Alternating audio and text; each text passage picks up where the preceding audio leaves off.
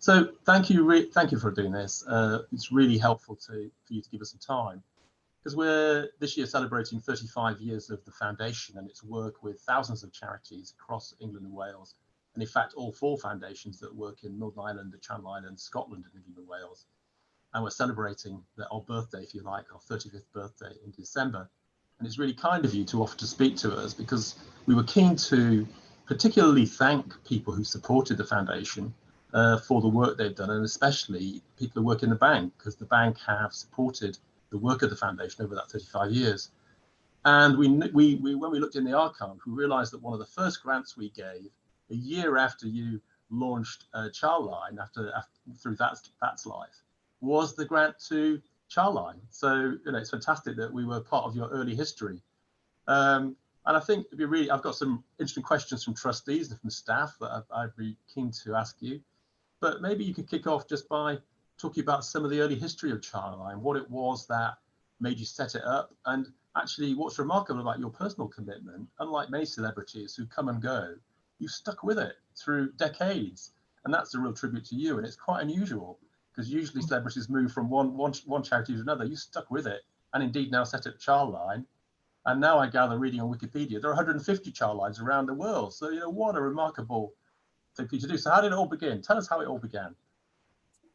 I had made a program for the BBC. Michael Grade was running BBC One at that time, and he commissioned a program about drug abuse because he came back from the States. He saw the huge danger that drug trafficking had created for the individuals who took drugs, and also this dreadful effect on crime, etc. So we did a big program called Drug Watch, and it went very well. And the BBC came back to me and said, have you got any other ideas? And there had been one of those terrible cases that happens every 3 or 5 years of a little child, a toddler, being found too late. Her dead body was found locked in her bedroom where she'd starved to death. And I had been reading some of the background stories, which revealed that her parents had met at the same special needs school. And I thought, well, wait a minute, this was clearly a vulnerable family. Surely someone should have supported them. Maybe they didn't realize that they were killing their little girl by locking her in the bedroom.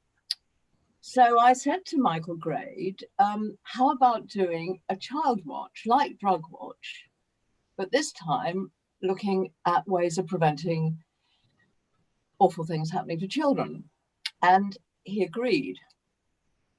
In those days, life was a bit simpler, fewer focus groups, etc., fewer channels.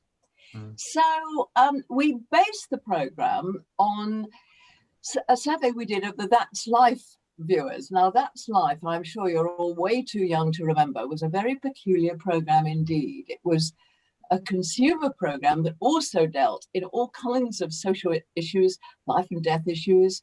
If your children are playing in a safe playground with a rubberized or wood chip surface, that's because of a campaign that That's Life ran. If your children have to be belted up in seat belts when they travel in a car, that's because of a campaign That's Life ran.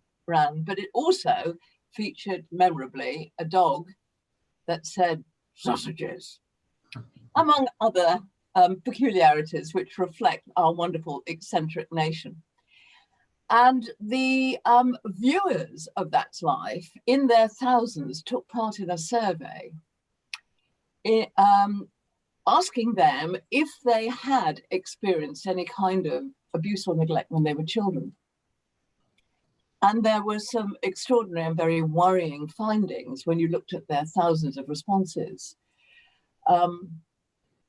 Very, very few of them had asked for help. They'd been threatened into silence. They'd been told they wouldn't be believed even if they did disclose the abuse they were suffering, and so on. But when we talked about this on That's Life, because That's Life had run helplines of all kinds in the past, and because of our dog that said sausages, we knew that a lot of children enjoyed our program, and maybe some of them would be suffering abuse or neglect. So we opened a helpline after the show, and it was only open for 48 hours. But in those 48 hours, the lines were absolutely jammed. We had something like 100 kids disclosing abuse to the social workers who answered the phone, which they had never, ever dared disclose any other way. And it became clear when I talked to the social workers that being told it wasn't their fault, being told they had the right to be safe, being told that things could change, and being helped to find ways of talking about it to someone who was on their side, maybe someone in their family, maybe someone at school, empowered those children, gave them confidence, gave them hope. And that's when people talk about a light bulb going off over your head. Well, it certainly felt like that, because I was standing in the BBC office hearing people talk about a new way of reaching out to children, making protection accessible, available to them. Children who would never go to social services, would never go to the police, because our survey proved from the testimony of the adult survivors that when they did ask for help, those few that did ask for help, the help made no difference or made things worse.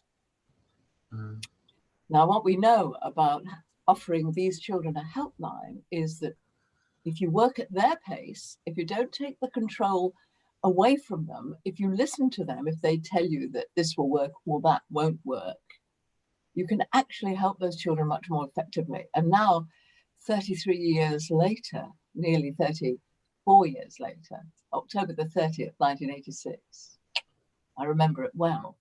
That was the date of our launch. I'm getting emails and letters and meeting people who tell me that Childline saved their lives. Yeah, and I listened to the 30th anniversary conference you did at Warwick, and you talked about that. It was fascinating, actually. I wonder, what was your personal motivation? And I know you talked openly about some of your own experiences as a teenager, but we're often defined by causes. This clearly must have touched something in you personally.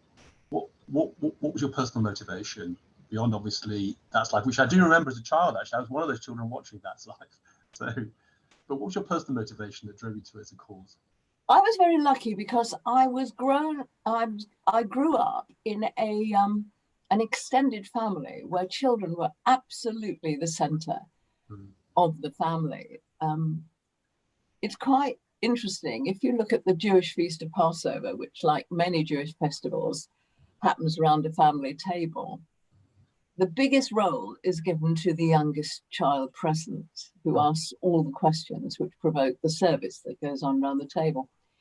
And I do think in Jewish culture, children have a very, very crucial role. And so I was brought up to think of children as special and precious and to be looked after.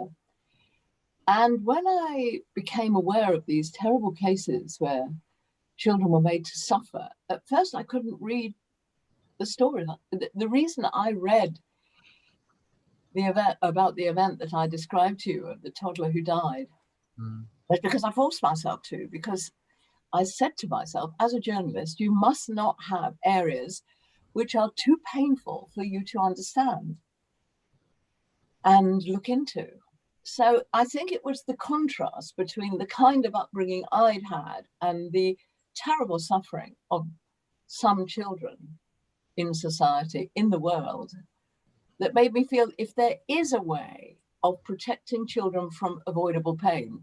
We know a lot of pain is unavoidable, bereavement, illness, disability, a lot of it just you can't protect children from. But if abuse and neglect is something we can protect children from, and if this new way of doing it enabled children to ask for help in a way that they had never been able to before, that was, I'm not a plan B person. So I rushed in where fools rush in where angels fear to tread. And I think angels like yourself, Paul, who has been a social worker, knew about this, but I was the fool that rushed in. I'd be interested to talk to you a little bit about, you talked about a family where almost this was a symptom of their vulnerability, and I'd be interested to talk to you about perpetrators and work with that later on. But I guess, before we move on to some of those questions, how important was that early funding? I mean, I know we weren't the only early funder, but as you said, the program was launched on 30th of October 1986. I think you must have spoken to one of my predecessors a year later, was probably somebody the team was working with you. and you were able to secure a grant for us. And usually it was a grant of £65,000 that brought each of the 4 foundations together. We don't normally work together to provide national grants, but because we recognised this was a UK-wide issue, we did. How important was that early funding to you? What kind of difference did it make? Well, it was absolutely crucial. You know, quite rightly, funders very often say to you, if you ask for their help, or have you got 3 years of accounts you can show me? Tell me about your outcomes. We want to know if we really will make a difference if we give you the money. We couldn't do that. We were brand new. Mm. You know, we didn't have a year's accounts. We hadn't run a pilot. We just launched.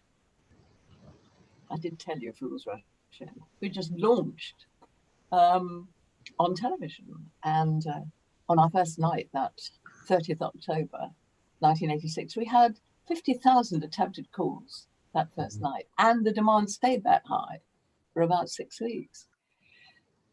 So we could prove that we were being contacted by children who were telling us that awful things were happening to them and they couldn't ask for help any other way. We relied on their word. We listened to them. That was the first thing we were able to offer them. Shock they had that, having been threatened into silence, here were people who really did listen to them and talk to them about ways of making them safe. So we could tell you all about that. We could show you those statistics. And, you know, we had a very early annual report where we gave examples. I remember talking to a child from Glasgow. She was about 15, talking about abuse, every kind of abuse, sexual abuse, physical abuse, emotional abuse, that had happened all her life. And she was in floods of tears. And we were the first people. Childline was the first place she'd ever felt able to turn to for help. So we could talk to you about that. And for you to come up with £65,000 made all the difference, because we had a tiny staff, I think less than 6 staff. The rest were all volunteers, but obviously we had to find the money to pay our staff, to keep our offices open, warm enough in the winter, put the lights on and so on. It took money. So thank you. You had the vision. You got the point. You understood why. And funders who will take a new idea and run with it are very rare and very precious. That's really nice to hear, and I'd like to think we're continuing that work. It's interesting to see how some of the things that we began 10, 15 years ago, and we're looking at this through the 35th anniversary, actually you really see the proof and the evidence years later. And I think it was interesting, the Warwick address that you gave, where you talked about some of the children who've now become adults, of course, 20, 30 years, talking about the impact on their lives, been able to tell their story through Childline, and how profound that had been, and including a child who ended up, I think, seeing most of their family, a boy, most of the family being prosecuted, but actually ultimately that had been their route out of that horrendous experience. And I've got a question from one of my colleagues, Kathleen Kelly, who was asking about the impact. She asks, what evidence made the most impact in you being able to mobilize wider support, do you think? Because you've talked about us backing what was a hunch. You know, ultimately, what do you think made it into more than a hunch? And actually, you built the evidence that now suggests that Childline has been supported for more than 30 years, and there's 150 around the country, around the world. So, you know, what built the evidence? I think the only evidence that counts is the voice of the customer, the user, the client, the kid. Quite a lot of our volunteers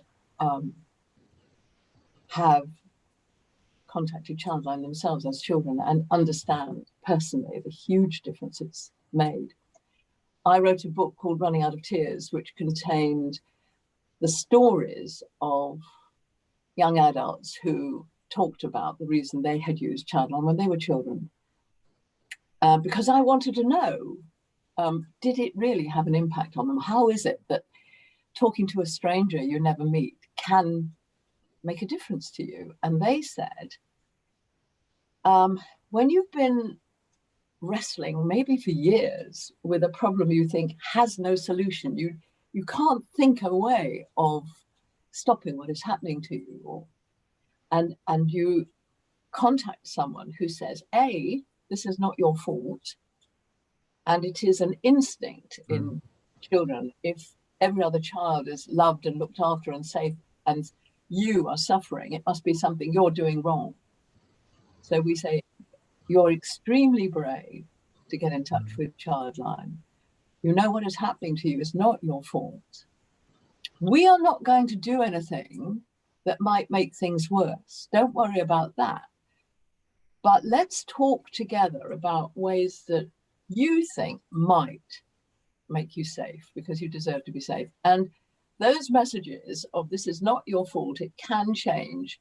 We're not going to take the control out of your hands, but we are going to talk it through with you, gave them hope. And hope is what makes life worth living. The thought that tomorrow will be better than today. And always it's the voice of the child that persuades people to come alongside us. And we have a lot of people now in their 30s, 20s and 30s who can talk about that firsthand. I remember I was actually in one of our bases. We have 12 bases around the country, and one of our volunteer counsellors was talking to a group of volunteers, explaining that she had been the victim of CSE, child sexual exploitation. She'd been groomed, plied with drugs and drink and so on. She had rung Childline, swearing at us. She said, I was Childline's worst nightmare, but we treated her gently. And in the end, she was able to tell us what was going on. And she moved to stay with another member of her family. And because of the confidence we'd given her, she went to the police. And she made a full statement. And she remembers exactly the name and number of the woman police officer she made the statement to. And when she'd finished her statement, the police officer put another bit of paper down in front of her and said, you will now write a statement withdrawing everything you've just told me and apologizing for wasting the police time, and sign it.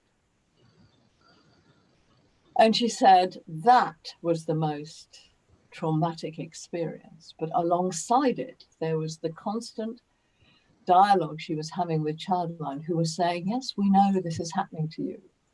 We think you're really brave to talk about it. You've got to be safe. You deserve safety. And that's why she became a volunteer counsellor. It's that voice of the child. Yeah.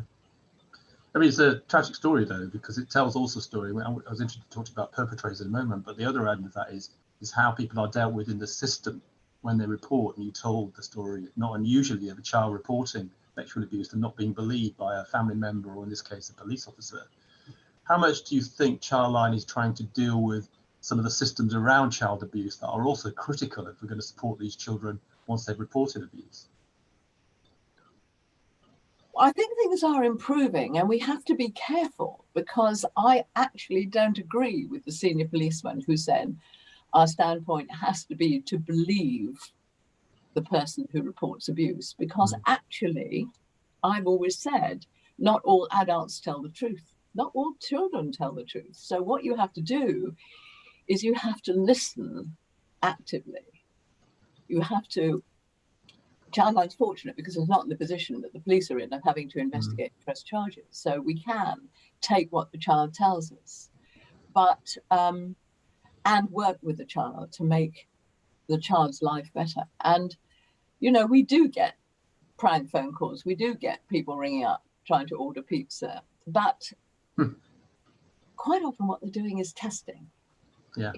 If we do ring Childline, what will it be like? And they have to get to a point when they're prepared to talk to us about something that they may find painful, frightening, makes them feel ashamed. For many, many years, I have felt that our legal process is designed to frighten adults into telling the truth. But it's still, I'm afraid, weighted against children being able to disclose the truth. And a friend of mine, her daughters were abused by a neighbour, and the CPS tried to stop her and her husband taking the case forward because they were trying to work out whether they get a conviction. And they thought children were too young to be believed by a jury. Actually, the children were believed and they did get the conviction. But, you know, I think we have to be very, very careful. If I ruled the world, I would say, let's now have a very clear look at the way the legal process deals with children to make sure that we really are providing justice for them. It's a really interesting question for foundations, because one of our whole issues is how much do we deal with the issue today? How much do we deal with the consequences down the line, and how much do we try and prevent? I'm interested, apropos the legal system, do you think that foundations could have a role potentially from what we learn in trying to influence the legal system around child abuse, for example? Well, it's interesting. I should be interested to see what Alexis J comes up with when her big inquiry into historical abuse makes its final report. Because I do think we need to have a proper look at the way our justice system responds to children and whether we're doing the right thing by them. Yeah. I mean, I think people have just about woken up to the fact that care homes for older people, and you know, I'm very interested in what happens to older people as well, with the Silver Line. But I think we've woken up because of COVID. We've woken up to the fact that our care homes are not properly supported and not given the funding and the resources that they need. But I think we also need to look at the way looked after children are treated, because I did, with Anne Longfield, who was the Commissioner for Children, I went to Scandinavia to look at the way children's homes are run there. And of course, the people who work in children's homes have a lot of status and a lot of respect, and they have to be very highly qualified, and they regard themselves as responsible for the education and for the emotional well-being of the young people they look after. And actually, the outcomes for those children is very good. Yeah. Whereas the outcome for our children in care is not good, taken by and large. So I think it would be very interesting to look at the interface between the state and our children. I mean, as a foundation, we try to learn from organisations that we fund to think how we can play that into the legal system. But equally, at the other end, we're increasingly seeking to do work with perpetrators. I mentioned earlier that I've been a social worker myself, and the story from my own experience of a child who was abused by his parents, who ended up becoming an abuser and is now in prison. And that's not uncommon. And I wondered what your view is on the degree to which we should be working with perpetrators, given that often perpetrators themselves have had chronically bad childhoods, possibly were abused as children themselves. And we see the same with domestic abuse. You know, men who were perpetrators and women who were perpetrators were abused or live in abusive households. How much do you think we need to work on? Our chair asked us this question, actually. How much do you think we need to deal with some of the perpetrators and some of the root causes, as well as dealing, obviously, with the consequences? Well, obviously, it's very important. I remember when we were doing our research for our program on which Childline was launched, someone said to me, it's been estimated that each child abuser, sexual abuser of children, commits 1,000 acts of abuse in a lifetime, which can be against 1,000 children, or it can be 1,000 attacks on children within the family. So I don't know how one ever comes to that estimate, but it's quite frightening. It is an addiction, isn't it? Now, we have to, again, to be careful, because I meet a lot of people who associate me with Childline and talk to me about the impact Childline has had on their lives.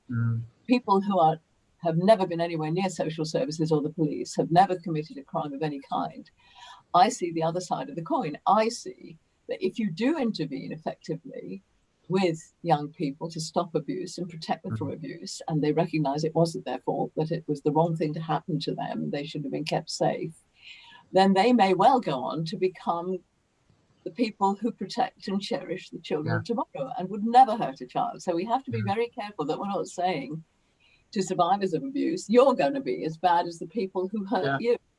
And I do remember a child who had been sexually abused by her father. She told me that her social worker had said to her, unless you're prepared to talk about it to a counsellor, you're going to turn into a child abuser yourself. So we have to be very, very careful. And I do think we need to find, it would be really good news to find effective ways of working with perpetrators which change them.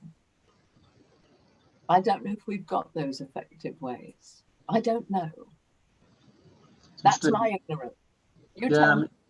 One of the areas that we fund a number of groups that are called circles, and it's a model of working with abusers. And effectively, it's an intensive befriending scheme, because the issue with abusers is often they're very socially isolated, and they're put in positions where they're pariahs, so they become more socially isolated, which, I mean, you know this stuff, it compounds the problem.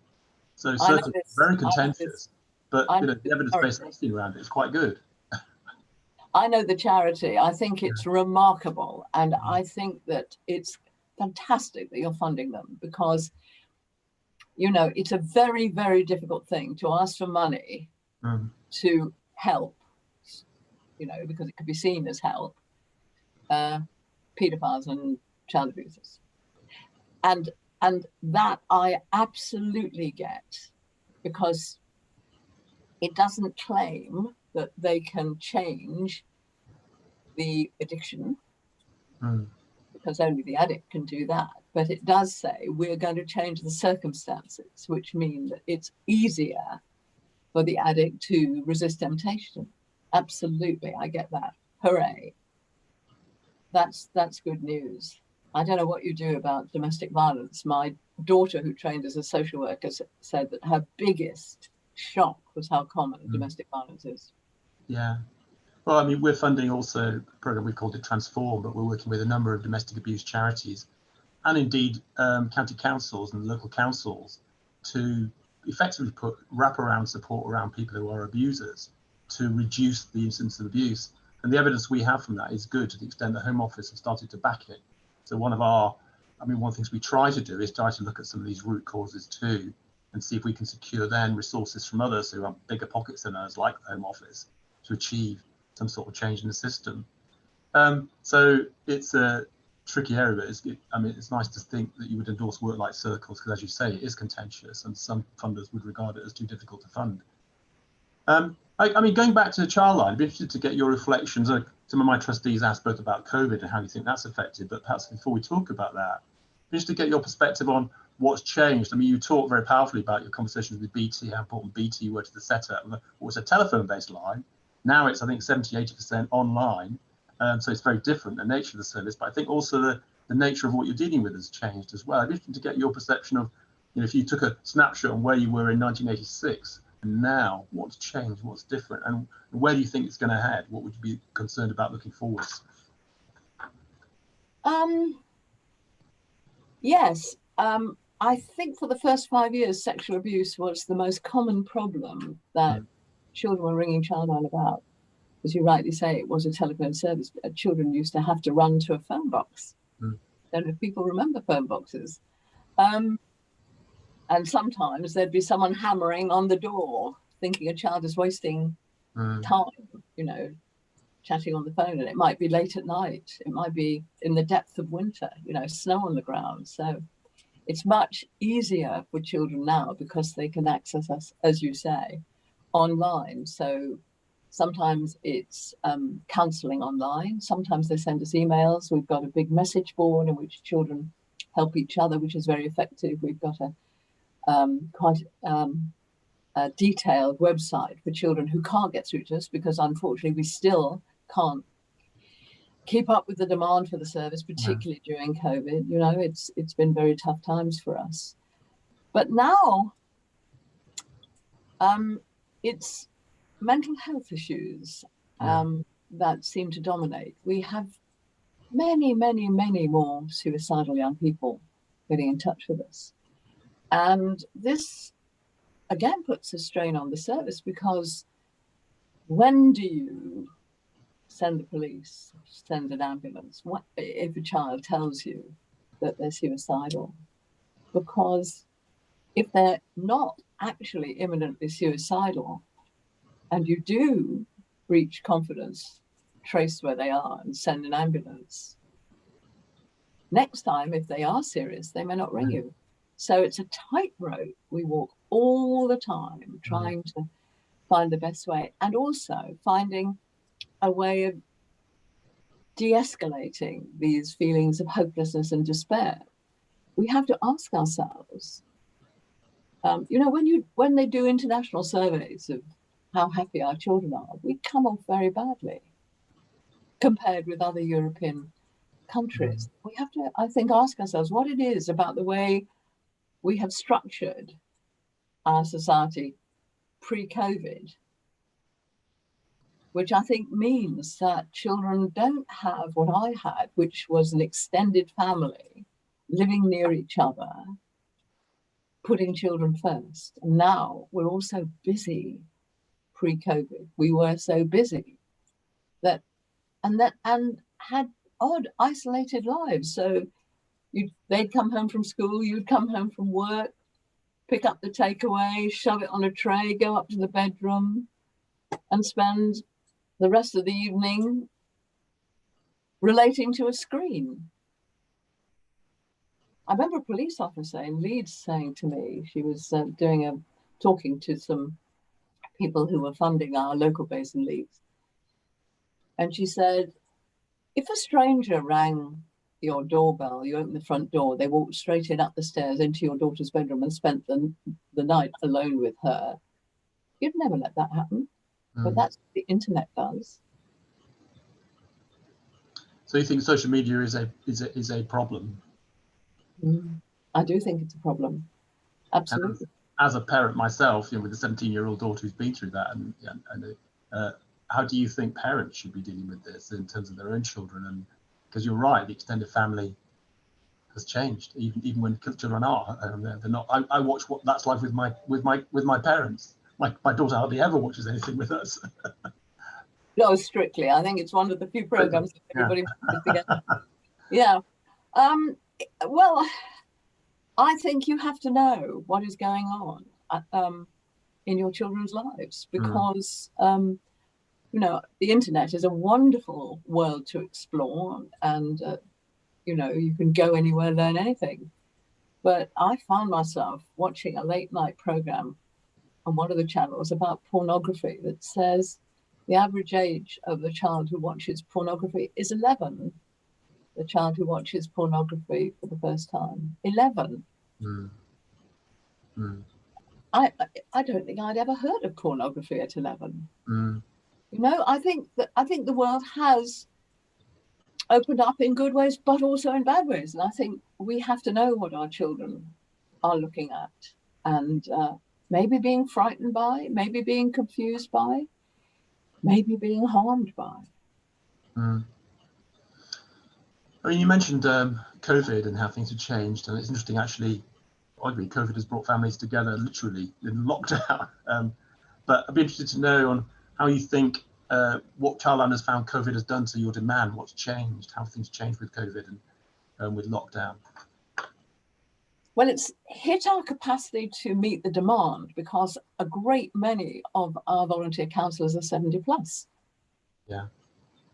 A great generation. It's very often older people are regarded as problems. The aging population, people talk about the graph of doom, but actually a lot of them are giving back in the voluntary sector, and certainly a lot of our counsellors, many of them have spent a lifetime working with children, so they're retired teachers or working in the health service or in the social service, etc. Not all of them, of course. We've got a wonderful range of volunteers, which helps us have a very rich culture and lots of different kinds of talents drawn. Anyway, so that has meant that people are working from home, and we're having to find ways of making sure that it's confidential, that it's secure, and it's been very challenging, and as a lot of charities are finding, obviously delivering the service. from the point of view of the children themselves, I think lockdown has been very difficult, because what they're telling us is that school is very important, their friends are very important. And if they're living in a family which is not safe, where there is violence or addiction or problems that provide a dangerous setting for them, to be locked in with that danger makes their life unendurable. And a lot of the young people during lockdown were telling us that they felt they had to run away. They couldn't stand it anymore. And we had to find ways of reassuring them, but also making sure they were safe. So tough, very tough. And for the children who already had problems of anxiety or depression, it intensified those problems. And I was talking to a lovely young woman who talks about how we've worked with her. She's called Holly, and she was suffering from intense anxiety. She was put on a list for counselling, but after 9 months, she ended up in hospital, not having had any support at all, and she attempted suicide.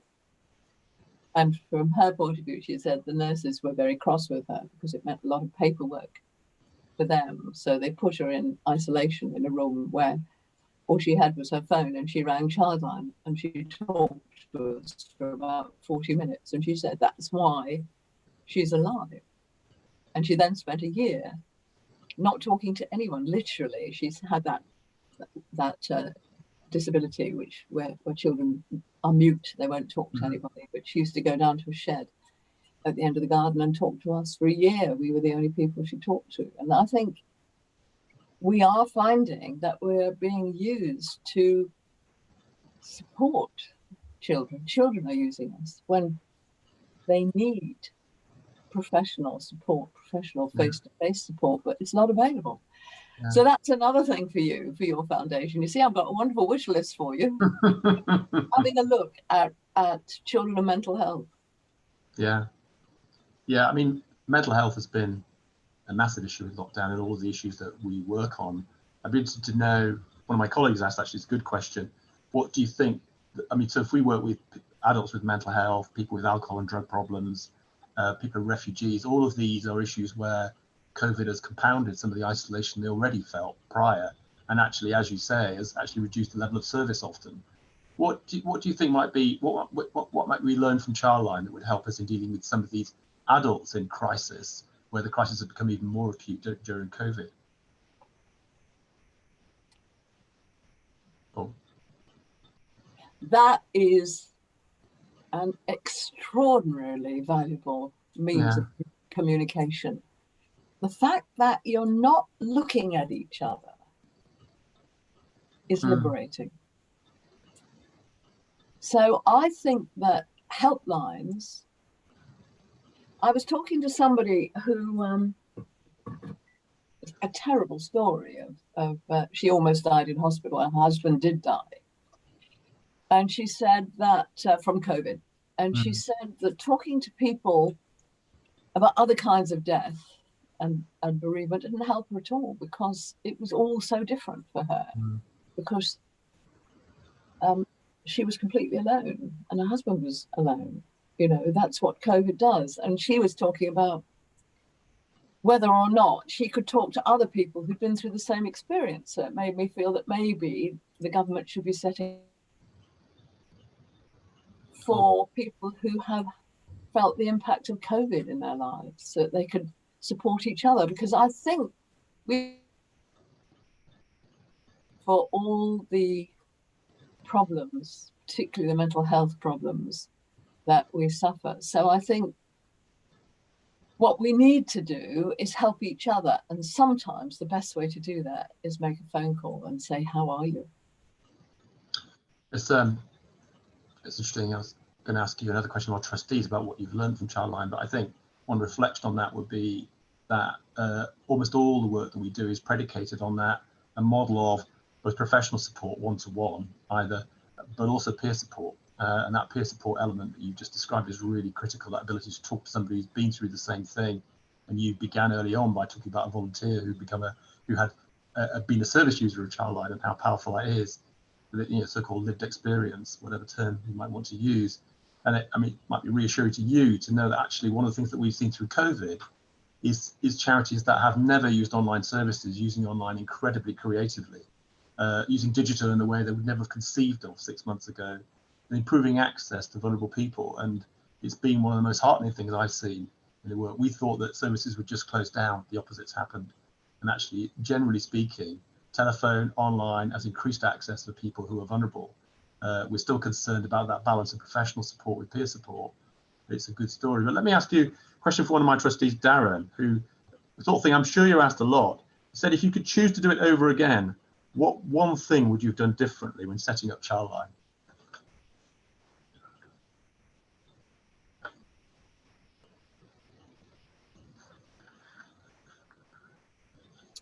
If I could do it again, what one thing would I have done differently?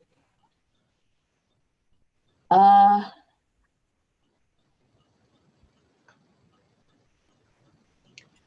am so thrilled and impressed by the way the team created Childline. People sometimes congratulate me on Childline, but the truth is that helping more than 4.5 million children having 12 bases around the country is not what I've achieved. It's what all the staff and volunteers have achieved. And looking at the history of Childline from the beginning, it was such a logical development as we went along. 19 years as an independent charity, and then merging with the NSPCC, and that merger proving its worth by enabling us to launch our online service. I could tell you a million mistakes I've made in my life. I mean, what the hell possessed me to stand as an independent candidate for Luton South in 2010? What was I doing? I mean, a million mistakes I've made, and my children will tell you a million more. But the development of Childline, I think, has been quite remarkable. And I think I hope we have all the time been led by what the children need us to be. That's what we have always to do. Not impose on the service what we think children ought to need. I had that conversation with somebody I really like, who is a social worker, and he was very used to making decisions for children, on behalf of children, but not with children. Now, the whole of Childline is predicated on the fact that the child is telling us the problem, and we are exploring with the child possible solutions. And if a child says, no, that won't work, we think, well, maybe another way would work. How about this? You see, so I think that approach, let the child access us and tell us what the child needs, and let us work with the child to make that child happier and safer, can't go wrong. We've always got to be where children need us to be. I am worried. I'm worried about the fact that the children who gave evidence in the big court cases involving grooming gangs and CSE and, in Rotherham and Bradford and all over the place, none of them in court said they'd ever tried to ring Childline because they don't think they're children and they didn't think they were being abused. So I am worried. I met a group of Roma children who'd never heard of us. Yeah. I am worried there are children for whom we're still out of reach. It's a huge issue that actually we support a number of charities, and we have one in the Northeast that I visited quite recently at the end of the Metro line in Newcastle. And they work with women who give evidence to one of these huge child abuse cases as adult women. And the tragedy for them is there's almost no support for them. And this charity is providing support that I would argue ought to be the remit of social services, providing the support they should have had as children, in adults having to relive their trauma in court. It's a tragedy. But more positively, I wanted to just talk about some of the spin-offs, because you mentioned Silverline, and it's fantastic actually that Nick said to me when we were having the call, he said, you said you'd funded with Silverline. Well, of course we didn't, but the bank did, which is fantastic. So we know that the bank provided you with support at the early stages of COVID. But I mean, the spin-offs, there's Silverline, there's 150 Childlines around the world. It's quite extraordinary, actually. It's like a movement. What's next? I mean, where does this? You talked about us as having helplines, some of the people we're providing, or perhaps supporting some of that. But where does this head? What's your reflections on that growth? Well, ideas keep emerging. I'm working with a little charity called Silver Stories, based in Tor Point. Does your foundation cover the southwest? Oh yeah, we cover England and Wales, the whole of it. Wonderful, wonderful. And a lovely couple. They're married. She is an ex-primary school head teacher, and he is an ex-police officer. And they put together an idea called Operation Encompass, which helps children in domestic violence situations. And but now they've come up with another thought, which is that new readers, they're called Silver Readers, and they're age 6 or 7 in primary school, telephone older people who are on their own and read to them once a week. And everybody loves it. The children love it, and it gives them confidence, and they feel they're doing, acting out of friendship and supporting an older person. The older person quite often out of touch with children, but loving that contact. And they love it so much. Now, that's a perfect example of the kind of charities that you are helping all around the country, because it's people who suddenly think, what about trying that? And as I say, I call it a light bulb moment. If people ask my advice, I always say, if you get a light bulb moment, ignore it, because it will take over your life. Has been my experience, both with Childline and the Silverline. You ask my children. But so there's that sort of thing. And then what you have described that you do in the Northeast, I came across a fabulous charity there, a little charity, working with mums whose children had been taken from them and put into care. And very often, the first thing they do is become pregnant again. It's as if bereaved. And it's a lovely charity, and they found it almost impossible to get funded. But you see, here's another thing about charities. I'm working with one locally here in the New Forest, which is a wonderful woodland garden, which is being looked after by adults with learning disabilities who are being trained in horticulture. Now, so many charities like all these are created by people who absolutely understand the need and are very skilled at designing the service, but are terrible at fundraising because they're not used to it, because they don't. I sometimes say to them, you see, I'm Jewish, so we know if you don't ask, you don't get. We're good at asking. But I always say to them, I was talking to someone in this beautiful garden, I said, you've got to do something about your comms. And he thought I meant his underwear. But I was talking about his communication, because charities have to be encouraged to reach out to the people who need them, but also to the people they need. So you might think, actually, in the foundation about funding communications people and fundraising people for the little charities who come up with brilliant ideas, but are not sustainable because they haven't put in any kind of infrastructure, which means they can pay for this wonderful service they've created.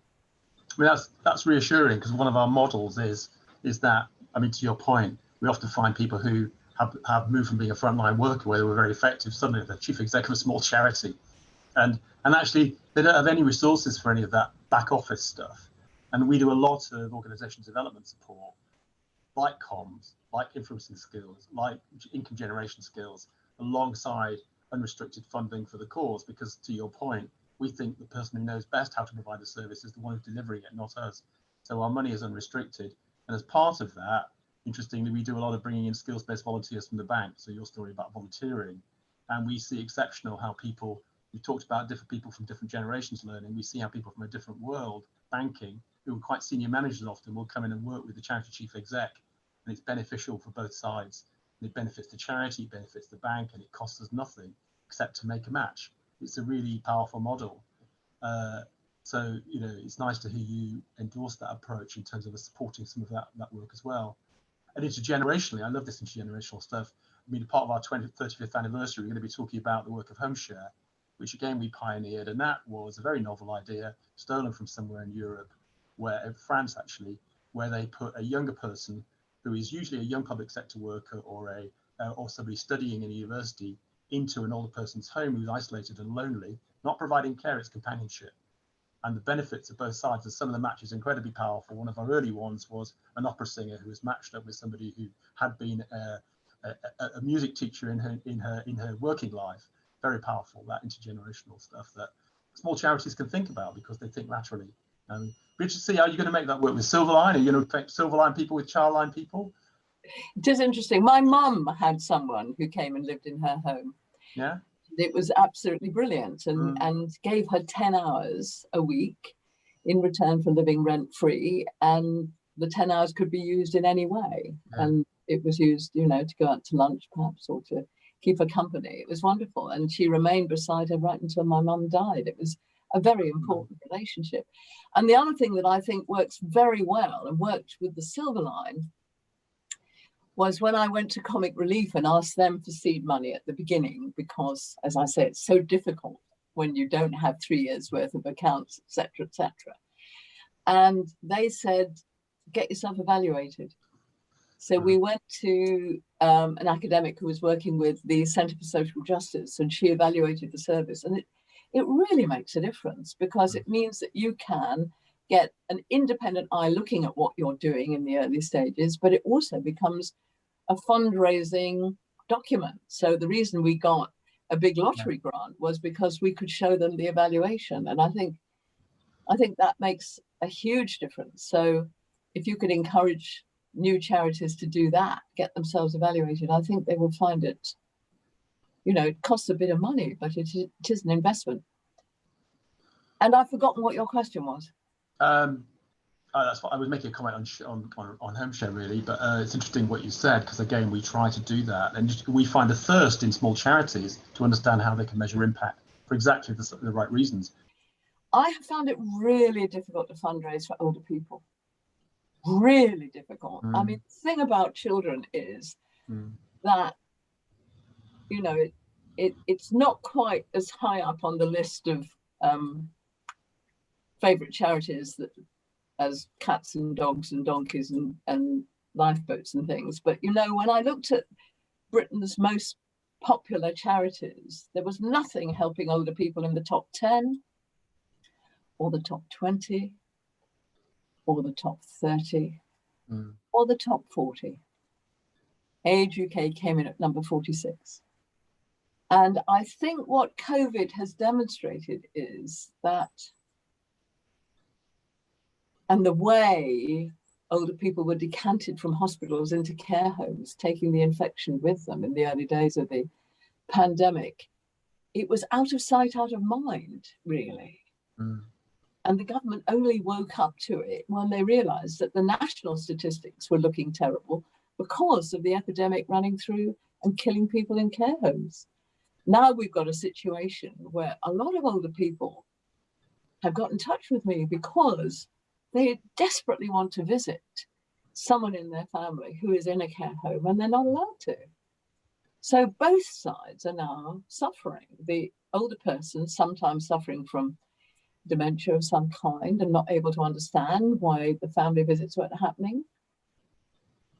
But the wife, the husband, who is alone at home, having spent so much of the day pre-COVID visiting a relative in care homes, now not allowed to. So I think there's a whole area there of older people's mental health that is suffering.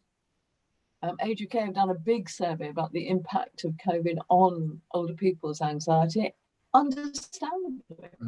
You know, I locked myself down here on March the 14th. And here I've been. Now I'm terribly lucky because I've got a forest and a garden. So I'm not in, you know, the 16th floor of a of a block of flats. But I'm just offering that you as a thought. I love what you do with children, and I love what you do with all the good causes, but just bear in mind in the mental health, there might be something that you could help older people with now. I think it might be a good thing to end on, actually, because one of the questions that was raised by one of my colleagues is, I'm just reading it in the chat box, is would you have a message for funders and for grant makers in general? You talked about perhaps ours, and you talked more generally, but I wondered if you had any thoughts on that. Well, it's absolutely brilliant if a funder says, this isn't a one-off, we're really interested in your work, we want to stay alongside you. Because in Childline and in the Silver Line, so often we found ourselves with a blank bit of paper yet again. We did all our work, we got enough to keep us going this year, but next year, start from scratch again. So partnership is wonderful. And of course, when you do fund for longer than 1 year, you also can influence. So you can ask the questions, you can say, where do you intend to go?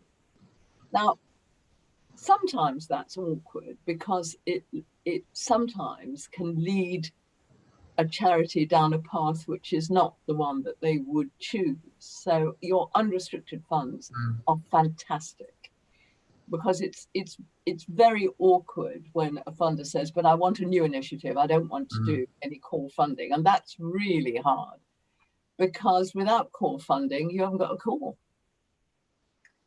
So I would say unrestricted is wonderful. Partnership for more than a year is wonderful. But the other wonderful thing is make yourself available. Meet us, talk to us, listen to us. And if you share our passion, that's brilliant, because that's what we want. That's a really nice message, because I think one of the things we are committed to where we can is unrestricted as long-term as we can. And that relationship, we have a lot of staff who are not based in London in order to build a relationship with a portfolio of 50, 60 charities that are in the area they support. We'd see ourselves very much as a kind of relationship-based funder, we would call ourselves. So, I mean, in closing, it's so fascinating talking to you, and I will ask you a question. It'd be really good to get your thoughts on a message for on our anniversary that I could share with the other foundations. Would be really helpful if to play back to staff and colleagues and board members who work as volunteers, of course, and people in the bank who volunteer with us, to play something back to them would be really helpful. But I would want to really pay tribute to you. I think you are quite extraordinary from what I've seen in your continued, you talked about us being long-term support, your continued tenacious supporting of Childline and now Silverline is remarkable, and it's quite unusual, because celebrities like chief execs, I sometimes describe myself as a promiscuous chief exec. I've worked in lots of different organizations. The thing for me is like, I need a cause, but you were stuck with it. And then that has made, you are the profile of Childline. You've seen it moving. It's a fantastic story, actually, of how Childline has preserved its identity within SPCC. One of the things we're passionate about is big and large charities working well together. And so often it doesn't happen.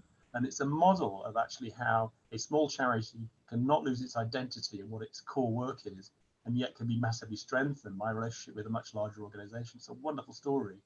And you're such a key part of that. You are quite extraordinary in that. And I just want to pay tribute to that, because it is, I can't think of any other celebrity that has so connected with the cause over literally decades of your life.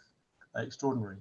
But so thanks for that. Thanks for the interview. But I mean, before we close down, is there any message what message would you want to give to the charities that we fund, the staff who work in the foundation, the trustees and the volunteers in the bank who run the foundation and help us provide some of the support that we've described? Those the bank who committed to Silverline and my own foundation, Childline. What message could we give to them?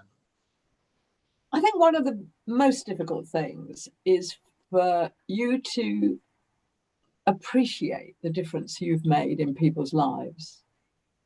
There will be hundreds of thousands of people whose lives have been transformed by your 30 years support. And not all of them will know that it was because of the foundation, And you won't know exactly how much difference you've made, but I can tell you from Childline's point of view and from the Silverline's point of view that I am hearing from people every day who feel life is worth living because of the work you've enabled us to do. And please don't stop.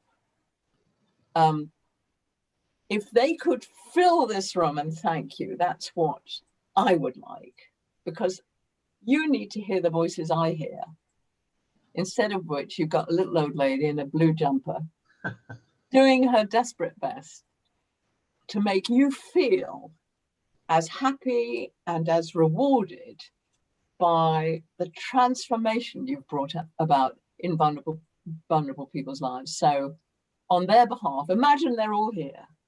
Thank you so much, and keep going.